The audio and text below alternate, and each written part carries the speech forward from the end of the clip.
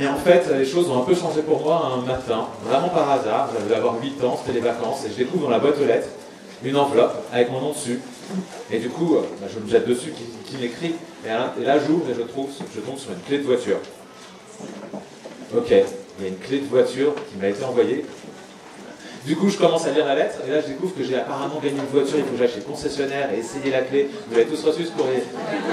Sauf que moi j'ai 8 ans, et j'ai une clé de voiture, donc la voiture elle existe et je l'ai, c'est bon, c'est parti, ça y est, j'ai une voiture comme un grand. Et j'étais tout fou, et du coup j'ai lu et j'ai relu ce courrier, je me suis même mis à y répondre, en dessinant une voiture sur l'enveloppe, et puis j'ai jamais eu de réponse parce que c'était pas le but du jeu. Mais il n'empêche que, à ce moment-là, j'avais senti que la lecture, ça prenait un sens, que l'écriture était un jeu, et les choses ont complètement changé pour moi. Et c'est vraiment sur ce souvenir-là et sur cette expérience-là que j'ai un jour eu l'idée de créer Epopia, qui est vraiment sur le même concept. L'enfant reçoit maintenant sa boîte aux lettres, une enveloppe à son nom, il en sort par exemple une clé, ça va vous rappeler quelque chose, mais c'est la clé d'une réserve naturelle, et là il y a des personnages qui habitent cette réserve, qui lui écrivent, il découvre qu'il est devenu directeur, directrice de la réserve, et qu'il se passe des choses étonnantes, et c'est l'enfant qui doit aider les personnages en leur disant ce qu'ils doivent faire avec son stylo. Et c'est comme ça qu'il va commencer à rentrer en correspondance, recevoir des lettres, envoyer des lettres, et se mettre à lire et à écrire par le jeu. Alors, juste pour compléter un peu le propos, je vous le dis tout de suite, on met aussi à disposition sur notre site epopia.com, on a un blog où vous allez retrouver beaucoup de ressources pédagogiques mises à disposition gratuitement, notamment des fiches d'exercices, des fiches d'activités autour des sons, de la grammaire, de la conjugaison, tout plein de conseils de lecture et d'activités à faire avec les enfants. Donc voilà, il y a aussi tout plein de ressources que vous pourrez retrouver pour compléter un peu mon propos sur notre site. Alors, de quoi je vais vous parler aujourd'hui? Transmettre le plaisir de lire et d'écrire par le jeu. Ça va être un peu le thème de cette matinée. Alors, on va découper ça en 3 grands chapitres. D'abord, la transmission. Quels sont les modes de transmission vers l'enfant et comment le jeu prend une place là-dedans. Et ensuite, comment concrètement on apprend à lire avec le jeu, comment on apprend à écrire avec le jeu. Et puis on va conclure sur quelques conseils finaux de bon sens. Mais avant de me lancer dans le thème, je vous propose juste quelques éléments de contexte. Alors vous n'êtes pas sans savoir que de nos jours, l'entrée en lecture et en écriture n'est pas forcément quelque chose de très aisé. C'est même plutôt une problématique assez forte, notamment en France.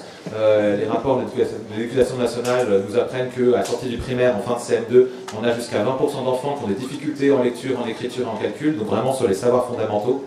Et effectivement, c'est vraiment quelque chose qui est difficile à acquérir et qui aujourd'hui est une difficulté vraiment forte pour beaucoup d'enfants.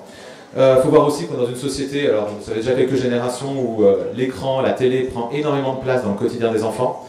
Moi j'ai grandi avec la télé et j'étais complètement accro, mais il faut voir qu'en plus la nouvelle génération ça va plus loin, parce qu'au-delà de la télé, quand on sort, on a encore le téléphone, l'iPad, l'ordinateur, et en fait il y a de plus en plus d'écrans partout qui nous suivent, donc on n'est plus juste scotché sur le canapé, mais quand on est dans la salle d'attente du docteur et qu'avant on prenait un petit livre, maintenant les enfants demandent à avoir le téléphone, et on perd encore et encore du temps de lecture.